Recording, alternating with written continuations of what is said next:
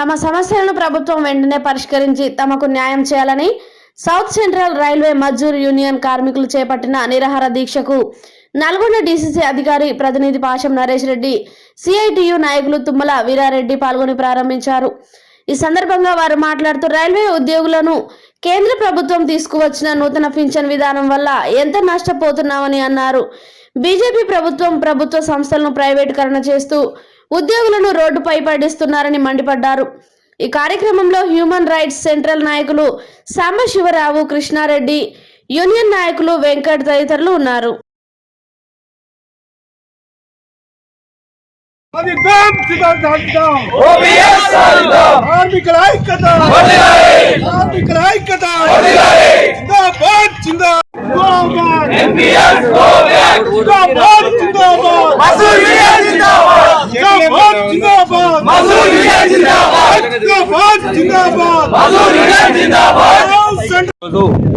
Nalgonda railway స్టేషన్లో కార్మిక సంఘాలు తమ పాత పెన్షన్ విధానాన్ని సాధించుకోవడానికి నిరాహార దీక్ష ప్రారంభించారు.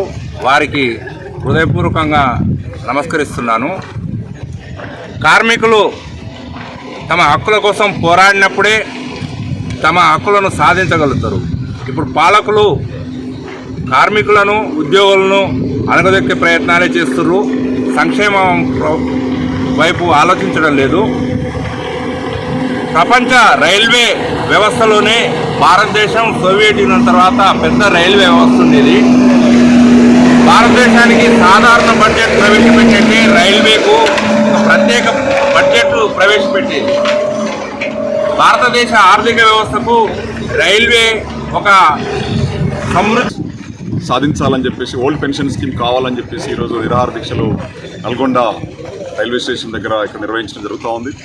వారికి అభినందనలు, శుభాకాంక్షలు తెలియజేస్తూ ముఖ్యంగా నరేంద్ర మోడీ అనుసరిస్తున్నటువంటి కార్మిక వ్యతిరేక విధానాలని పెద్ద ఎత్తున కార్మిక సంఘాలు దేశవ్యాప్తంగా పోరాడుతున్నాయి.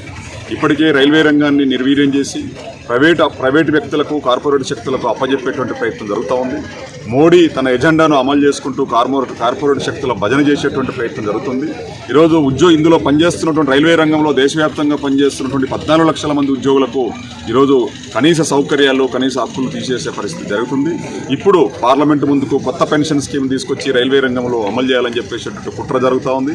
ఈరోజు ఈ పెన్షన్ని కొత్త పాలసీని వ్యతిరేకిస్తూ ఓల్డ్ పెన్షన్ సిస్టమే ఉండాలని చెప్పేసి రైల్వే ఉద్యోగులు కోరుతున్నారు. ఈరోజు ఓపీఎస్ అనేది ఏదైతే దేశవ్యాప్తంగా అందరికీ వాళ్ళ కుటుంబానికి క్షేమానికి ఉపయోగపడుతుంది. భవిష్యత్తులో రిటైర్ అయిన తర్వాత ఈరోజు పెన్షన్ ద్వారా వాళ్ళ కుటుంబాన్ని పోషించుకొని జీవితకాలం ఉండాల్సినటువంటి పరిస్థితులు ఉన్నాయి. అందుకని ప్రభుత్వాలు ఈరోజు పెన్షన్స్ కావచ్చు, పిఎఫ్, ఈఎస్ఐ డబ్బుల్ని కూడా కావచ్చు, ఏమైనా ఈరోజు మరి మార్కెట్లో ఈరోజు షేర్ విభాగంలో పెట్టి ఇక్కడికి చేసినటువంటి ప్రతి ఒక్క రైల్వే కార్మికుడికి పేరు పేరున హృదయపూర్వక ధన్యవాదాలు తెలియజేసుకుంటున్నా.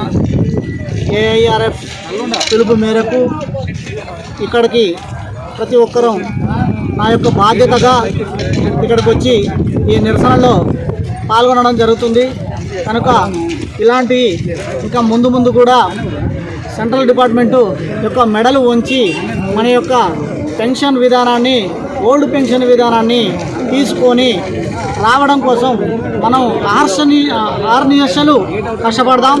ముందు భవిష్యత్తులో ఎంతో బాధలు పెడతారు, ఎన్నో ఇబ్బందులకు గురి చేస్తుంటారు. కనుక ఏ ఒక్కటి దానికి కూడా మనము జంకకుండా, భయపడకుండా ముందడుగేసి మన యొక్క ఓల్డ్ పెన్షన్ స్కీమ్ అనేది తీసుకొచ్చుకునేంత వరకు మన ప్రాణ త్యాగానికైనా, మన ఉద్యోగాలు పోవడానికైనా సిద్ధంగా ఉంటామని మనం నల్గొండలో కార్మిక హక్కుల కోసమై మన రైల్వే కార్మికులు నిరాహార చేస్తున్నారు. ఇది ఒక నల్గొండ కాదు, ఆల్ ఇండియా లెవెల్లో జరుగుతుంది. ఆల్ ఇండియాలో మన రైల్వే చాలా ముందుకు వెళ్తూ ఎంతో లాభాల బాటలో నడుపుతున్న మన రైల్వేని నష్టాలు వస్తున్నాయని చెప్పి చూపించి దీన్ని విచ్ఛిన్నం చేస్తున్నారు. 70% బడాబాబులకు అప్పచెప్పి 30% మన ప్రభుత్వం కంట్రోల్లో పెట్టుకొని నడుపుదాం అంటున్నారు. అలాంటప్పుడు బలం ఉన్నవాడిది అధికారం అవుతుందా?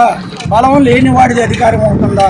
రేపొద్దున వాళ్ళు చెప్పినట్లు మనం వినాలి, కానీ మనం చెప్పినట్లు వాళ్ళు వినరు. మన మీద బతుకుతూ రైల్వే కార్మికులు అహర్నిశలు లంచ్లో దేశవ్యాప్తంగా అన్ని జిల్లాలలో అన్ని డివిజన్లలో రైల్వే కార్మికులు ఈ కొత్త పెన్షన్ విధానాన్ని రద్దు చేయాలి, పాత పెన్షన్ విధానాన్ని పునరుద్ధరించాలనే డిమాండ్ తోటి ఈరోజు నిరాహార దీక్ష కార్యక్రమాన్ని ఇక్కడ నల్గొండలో మన రైల్వే కార్మికులు ప్రారంభించుకోవడం జరిగింది. ఇది 11వ తారీఖు వరకు కొనసాగుతుంది. తర్వాత వచ్చే కార్యక్రమాలు కూడా విజయవంతంగా చేయాలని కోరుకుంటున్నాను. ముఖ్యంగా ఈరోజు కేంద్ర ప్రభుత్వము మన రైల్వేనే కాదు చాలా డిపార్ట్మెంట్ కొత్త పెన్షన్ విధానాన్ని ప్రవేశపెడుతుంది. దీన్ని భారతదేశంలో ఉన్నటువంటి అన్ని కార్మిక సంఘాలు, అన్ని రాజకీయ పక్షాలు ఏకమయ్యి ఈ యొక్క నూతన పెన్షన్ విధానాన్ని రద్దు చేయించాలి. దాన్ని రద్దు చేసినప్పుడు మాత్రమే మనకు కార్మికులకు క్షేమంగా ఉంటారు. ఎందుకంటే 60 ఏళ్ళ వరకు డిపార్ట్మెంట్కు సేవ చేసి ఒట్టి